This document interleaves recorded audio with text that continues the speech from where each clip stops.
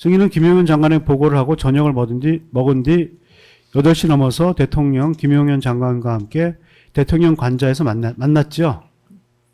시간은 8시보다 더 넘었을 것 같습니다. 8시 더 넘었어요? 네, 그 정확히는 잘 모르겠습니다. 아까 한 10시라고 얘기도 한 것 같은데. 한 9시나 뭐 넘어서 네, 9시 에서? 그랬을 것 같기도 하고 좀 정확한 기억은 헷갈립니다. 당시에 그 대통령 관저에 모인 사람은 증인 김용현 장관, 대통령 3명이었던 것이 맞습니까? 네.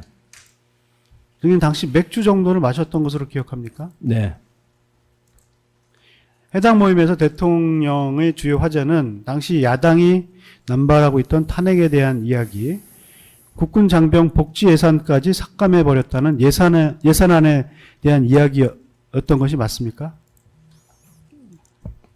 그것도 마찬가지로 구체적인 내용은 거부하겠습니다.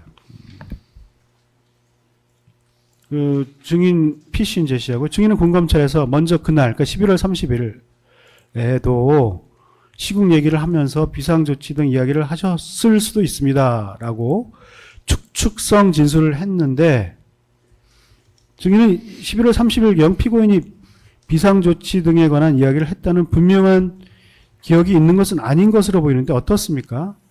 왜냐하면 증인이 그런 비상조치 등에 관한 뭐 얘기를 들었다면 그 다음날 휴가 가겠다는 얘기를 하기가 쉽지 않을 것 같아서 묻습니다. 저기 하이라이트한 거 그 밑에 답이 있는 것 같은데요. 그냥 그 대통령께서 또 그러시나 그 정도 말씀하시나 보다. 그 정도로 이해했다고 평소 이야기하듯이 또 그러나 보다. 예. 뭐 또 그러나 보다 뭐 조금 죄송스러운 표현인데 그냥 저 혼자 생각으로 그렇게 했다는 겁니다. 그냥 또 그냥 걱정이 많으시구나. 뭐 이 정도 했을 것 같습니다. 바로 그 다음 뜻이요. 전적으로 이런 일을 할 것이라고는 전격적으로 하리라고는 생각도 못했다. 이렇게 진술하셨네요. 제가 진술하고 말한 거는 좀 부정 안 합니다.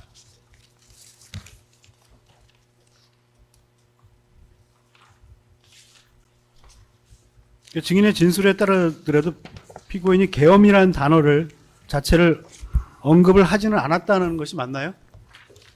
그냥 저 군검찰에 진술한 내용 그대로입니다. 뭐 이 자리에서 더 하거나 빼거나 할 그럴 생각 없습니다. 이상이고. 좀 물어보겠습니다. 네, 일단 준비된 신문사항은 여기까지요. 맞나요, 위 변호사님? 예. 제가 준비한 건. 예, 그렇게까지 하고, 예, 반대 신문 뭐 네. 더 하실 거 있어요? 아니 예. 뭐 저는 피고인이 직접 하신다는 말씀이죠. 예. 예 그러니까 뭐 무슨 저 마이크 좀 가까이 좀 네네. 써주십시오. 수사에 대해서 뭐 아까 저도 여기 와서 이제 오늘 증언을 듣고 뭐 자료를 보면서 처음 알았는데 뭐 어쨌든 무슨 뭐 체포니 검거니 뭐 얘기들이 나오는데 그 한 10여 명 명단 있잖아요. 네. 그 명단을 이제 적어놨다고 그러는데 만약에 그 사람들에 대해서 뭐 체포든 수사든 하려고 그러면은 아까도 보니까 뭐 그 뭐 건강보험공단이나 뭐 이런 거 확인해 가지고 기본적으로 직업, 인적 사항, 뭐 주소, 그죠? 그 다음에 집 전화번호라든지 뭐 휴대폰 번호 이런 거를 이제 확인해 놔야 되는데 그런 걸 전혀 확인을 안 해놨다 그랬잖아요. 전혀 확인 안 해놨습니다. 그렇죠? 네. 그러니까 그게 예를 들어서 계엄 선포와 동시에 거의 뭐 전격적으로 만약에 어떤 수사나 체포를 하려 그러면 어찌됐든 미리 확인을 해 놨어야 되는 거 아닙니까? 어찌됐든. 그 군사법원에서 그런 증언인지 진술인지 뭐 이런 게 있었는데 네. 방첩사 직원들이 그 군사법원에 참석한 증인으로 참석한 사람들이 뭐라 그랬냐면 그 제 기억입니다. 아마도 그 다 수사관들이니까 누군가를 체포한다든지 누군가를 뭔가를 할 것 같으면 사전 준비를 상당히 많이 해야죠. 아니 그러니까 네. 그러고 자 예를 들어서 이제 좋습니다. 뭐 하여튼 체포든 검거든 뭐 누구를 뭐 한다고 하면은 이게 이제 계엄이 예를 들어서 쭉 진행이 됐어요. 해제가 안 되고 그러면서 포고령이 1호, 2호 이렇게 구체적으로 막 나오고 그러고 뭐 원래는 포고령 선포 그러니까 계엄 선포 이전 범죄는 다른 사건하고 똑같이 이제 영장을 다 받고 일반 사건하고 똑같이 하고 포고령 위반 범죄에 대해서는 영장주의 예외를 둘 수 있다 이 말이에요.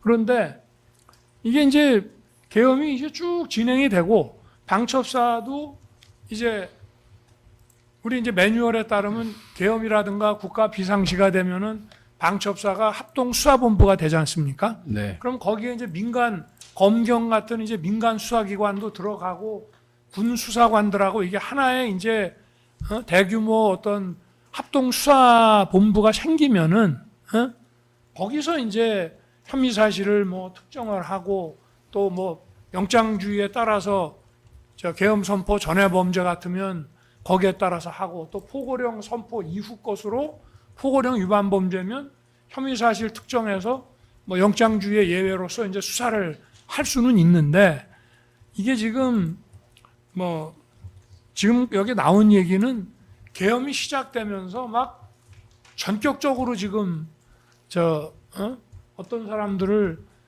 뭐 체포하고 막 잡아들이는 계획으로 지금 막 얘기들을 하고 있잖아요.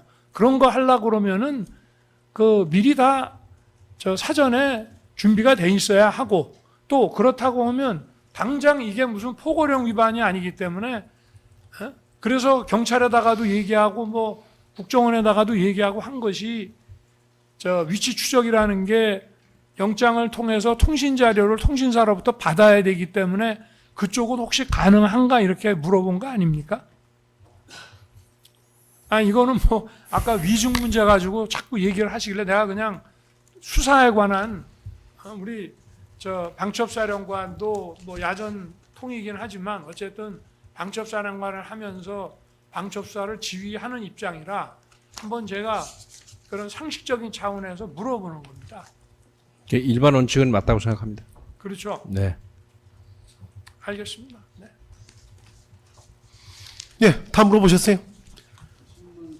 몇 가지만 좀 물어보겠습니다. 몇 가지요? 예, 예, 예. 예.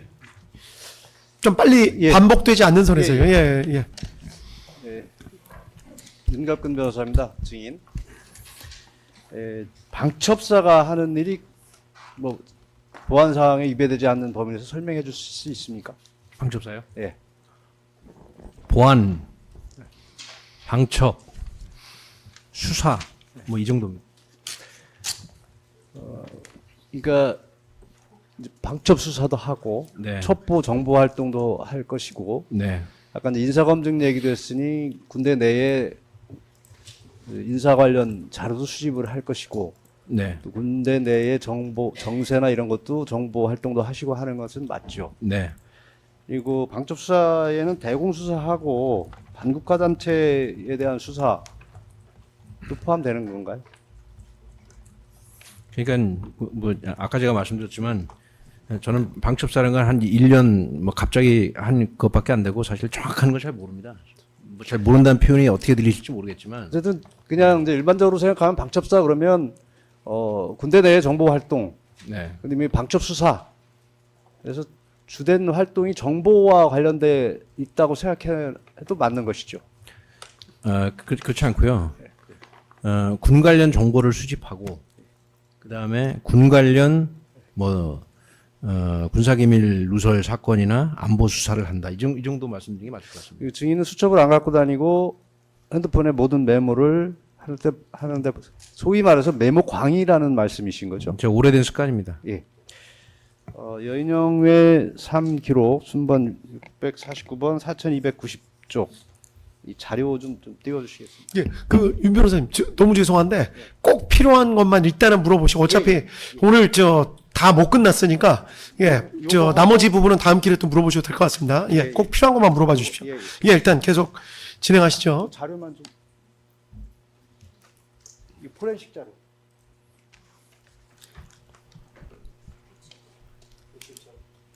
아니 쭉 다 한꺼번에 있는 거 있잖아. 맨 앞에 김현지 강의원 정진상부터 좀. 그러니까 여기 있는 지금 메모들을 쭉 보면 증인의 어떤 방첩부대장으로서 방첩부대 사령관으로서 일반적으로 돌아가는 군대 내진 사회적인 어떤 상황에 대해서 증인이 들은 바를 정리해 놓은 것으로 보이는 것이고 이것이 지금 직접 계엄과 관련해서 작성된 것은 아니라는 것이 지금 증언의 요지인 것이죠. 네, 저는 그렇게 주장하고 있습니다. 아니 주장이 아니라 실제 그런 거 아닙니까? 실제 그렇다고 확정적으로 말씀드리고 싶지만 하여튼 여러 가지 조심 들어서 그렇게 메모 내용을 전반적으로 보면 계엄과 관련됐다기보다는 증인의 방첩 사령관으로서의 임무와 관련된 것이 훨씬 많아 보여서 여쭙는 것이고요. 마지막으로 한 가지만 묻겠습니다. 이 메모에서 선별 안 된 다른 메모들 보시면 제가 무슨 월간회의 때 무슨 얘기하고 뭐하고 그런 것도 잔뜩 적혀 있습니다. 근데 그게 선별이 안 된 거죠, 그거는요. 마지막으로 한 가지만 묻겠습니다. 김용현 사건 기록 순번 1438번 1906쪽 정성호 스마트폰 인터넷 검색 내역 좀 띄워주시죠.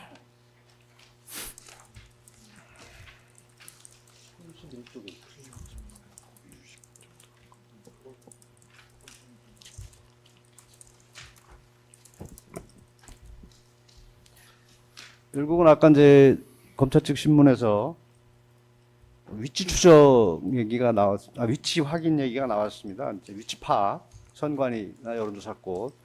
이게 결국 검색한 걸 보면 19시가 넘어서 이제 검색이 된 것으로 보이는데 실제 증인이 그 정성우 처장에게 지시를 해서 이게 이루어졌다고 하면 이 시간까지도 이 구체적으로 지금 특검 측에서 주장하는 계엄과 관련된 업무를 수행해야 되는 상대 기관이 전혀 파악이 안 된 것이라는 반증이 되는데 어떻습니까?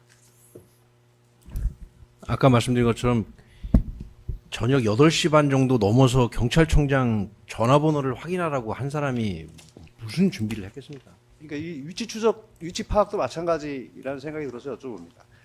그리고 그 뒷면에 보면 뒤쪽에 다음 페이지 아니 여기 보면 그 중앙선관위 위치 파악 말고 뒤에 보면 김병주하고 예비역 장성들 뭐 이런 검색이 많이 나옵니다.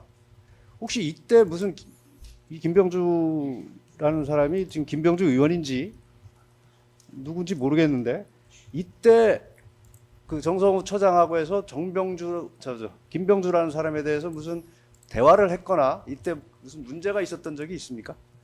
제가 좀 설명을 드리겠습니다. 이 사건이랑 전혀 상관없는 것이고요. 예. 그때 당시에 김병주 의원님이 예비역 장군들 뭐 해가지고 무슨 이렇게 뭐 성명서 같은 거를 발표했다라는 게 뭐 네이버 뉴스에 뭐 떠서 뭐 그런 야 이거 뭐냐 이거 뭐야 뭐 누가 한 거야 뭐 이 정도 얘기했습니다.